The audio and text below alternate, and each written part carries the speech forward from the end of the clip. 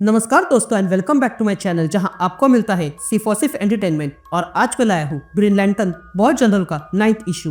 तो यार वीडियो पे नहीं हो तो वीडियो को लाइक कर देना और चैनल पे नहीं हो तो सब्सक्राइब कर देना। और साथ ही मेरे चैनल पर ज्वाइन बटन स्टार्ट हो गया है तो आप वहां से ज्वाइन कर सकते हो। और उसी के साथ अब आप मुझसे व्हाट्सएप पर जुड़ सकते हो जिसका लिंक मैं आपको डिस्क्रिप्शन में दे दूंगा।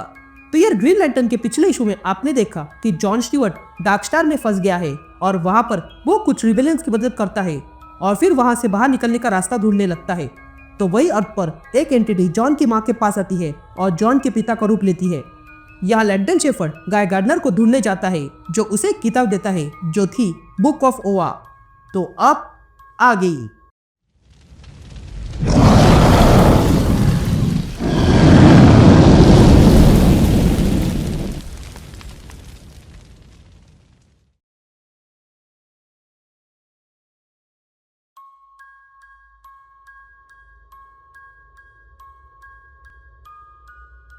ऑल राइट गैंग, तो इशू की शुरुआत में हम लैंटन शेफर को देखते हैं जो बुक ऑफ ओवा देख रहा था और कहता है ये तो बुक ऑफ ओवा है लेकिन जॉन कहाँ पे है और ये बुक कुछ बता नहीं रही है।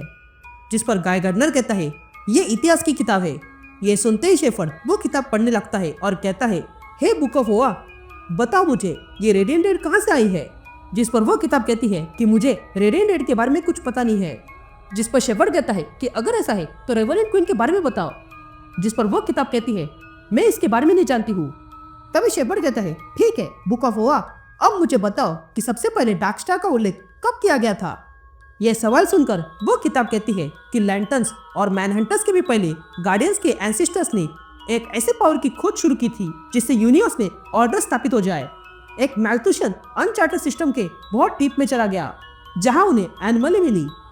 लेकिन जब वे लोग उसके पास पहुंचे तब वे लोग किसी डार्क मैटर से होते हुए गए और उन्होंने एक सिटी ढूंढ निकाली जहां पर एक साइलेंट मॉन्यूमेंट था किसी फॉलन गॉड और गॉडेस का जिसका ध्यान एक अकेला सा वॉचकीपर रख रहा था।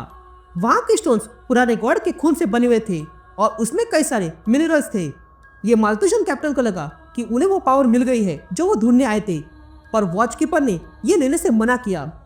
इसलिए माल्थुशन ने अपनी फोर्स के साथ हमला कर दिया और उस वॉचकीपर को कैद किया और फिर उसके बाद ये सैक्रेड नेक्रोपोलिस उनकी हो गई। लेकिन फिर जहां पर उस फॉलन गॉड की मूर्ति थी उसके नीचे जो जगह थी वहां पर अचानक से उजाला हो गया। ये वही उजाला था जिसे अब डार्क स्टार ऑफ फेन कहा जाता है। यहाँ सीन शिफ्ट होती है और हम रिबेलियन को देखते हैं जो डार्क स्टार के चमकने पर तैयार हो जाते हैं। तभी जॉन एनशी से पूछता है बाइला कहाँ पे है। जिस पर एनशी का एक आदमी जॉन से कहता है जब आवश्यकता होगी तब वो आ जाएगा। तभी एनशी कुछ देखती है और जॉन से कहती है वहां पर एक टनल है तो क्या तुम हमें वहां ले जा सकते हो। यह सुनते ही जॉन वहां पर अपनी पावर से रिंग बनाता है जिस पर चलकर वे सारे लोग उस टनल तक आ जाते हैं। तभी जॉन कहता है यहाँ की रूइंस मेरे लिए पहले की तरह है। ये किसी प्रिमिटिव स्टोन की तरह है पर इसमें कई सारे मैकेनिकल कंपोनेंट्स है। लेकिन तभी जॉन का ध्यान उन रिबेलियंस में से एक पर जाता है जो उनके साथ नहीं आ रहा था। तभी देखकर जॉन पूछता है ये क्यों नहीं आ रहा है। जिस पर उन रिबेलियंस में से जॉन से कहता है ये भी उनमें से एक हो गया है। यहाँ की लाइट ने उसे दूषित कर दिया है। अब वो थोड़ी देर में हमारे खिलाफ हो जाएगा और एक बार उनकी तरह हो जाने के बाद ये हमारी लोकेशन राइडर्स को दे देगा, इसलिए हम इसे यही छोड़कर जा रहे हैं। ये सुनते ही वे लोग उस आदमी को वही छोड़कर आगे बढ़ते हैं। यहाँ हम लैंटन शेफर्ड देखते हैं जिसे वो किताब कहती है कि माल्थुशन ने वॉचकीपर की बातों को अनदेखा कर दिया और नेक्रोपोलिस को माइन करने लगे ताकि वो अनमोल स्टोन पा सके। जब उन्होंने वो स्टोन बाहर निकाले तब उनमें से जो स्ट्रॉन्ग माइंड के थे उनके साथ ये स्टोन काम कर गया। उन्हें लिविंग कंडक्ट ऑफ लाइट और व्हील में ट्रांसफॉर्म कर दिया जिसके कारण उन सब में पावर्स आ गई। इस पावर से माल्थुशन हीरोज बन गए और फिर हर जगह ऑर्डर रिस्टोर करने लगे। लेकिन धीरे धीरे उन्हें पता चलने लगा कि इन पावर्स के साथ कुछ और भी आसद हो गया है जिसे कंट्रोल करना उनके बस में नहीं था। यहाँ अर्थ पर एली अपनी पावर का यूज करके उस एंटिटी को ढूंढने लगती है लेकिन उसे वो एंटिटी कहीं पर भी नहीं मिलती है। लेकिन तभी वो एंटिटी पीछे से आती है और एली से कहती है तुम्हारा ये रूप मुझे उल्लू नहीं बना सकता है। ये कहती ही वो एंटिटी एली पर हमला कर देती है और कहती है तुम जॉन की बस सोच हो और आज मैं उसकी माँ के साथ उसे यहीं पर खत्म कर दूंगा। या हमें बुक ऑफ ओवा की आवाज सुनाई देती है जो कहती है कि इन पावर्स को मिलने के बाद legend of night of dark star, लेकिन उनके साथ डार्क स्टार भी ग्लो करने लगा। इमॉर्टल वॉचकीपर ने माल्थुशन को टेरिबल व्हील के बारे में पहले ही आगाह किया था जो क्वीन के ट्रोन के नीचे है। ये व्हील असल में उसके फादर की थी जो असल में फॉल ऑफ गॉड्स के गॉड्स है।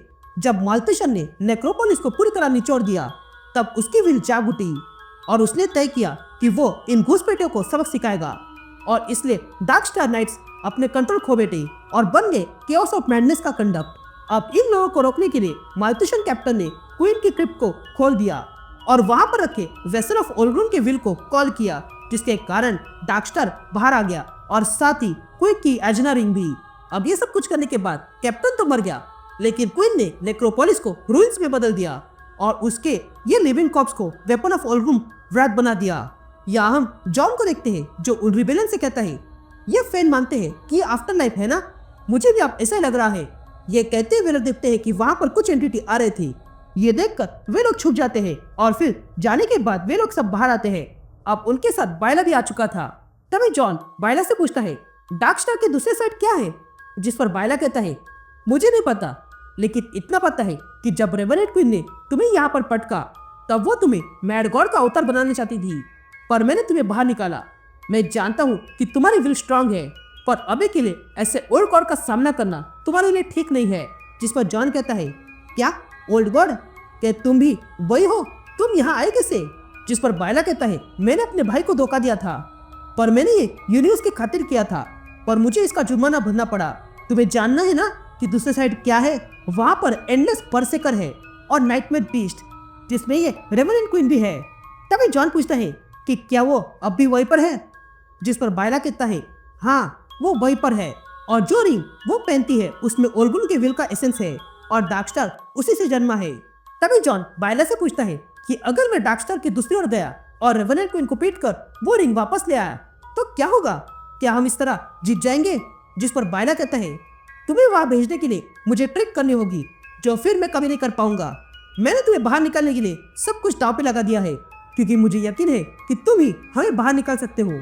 पर ये डार्क स्टार उसकी दुनिया है, तो अगर तुम यहाँ गए तो हार जाओगी और जो लोग तुम पर निर्भर है वो सारी मर जाएंगी और ये सब कुछ काम करने होगा। लेकिन तभी जॉन देखता है कि उस एंटिटी ने हमला कर दिया था। ये देखकर जॉन सबको अलर्ट करता है, लेकिन तब तक वो एंटिटी बहुत से लोगों को अपनी तरह बना देती है।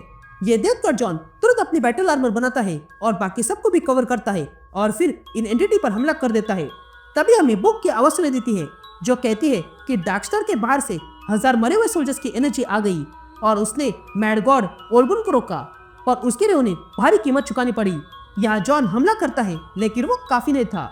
लेकिन तभी जॉन देखता है कि वो डार्क स्टार के बहुत समीप आ चुका था। ये देखकर बायला जॉन से कहता है, ऐसा सोचना भी मत। लेकिन तभी जॉन अपनी पूरी ताकत लगाकर उस एंटिटी से होते हुए सीधा डार्क स्टार की ओर निकलता है, जिस चक्कर में वो अब पूरी लाइट का बन चुका था। लेकिन फिर भी वो डार्क स्टार की ओर जाने लगता है।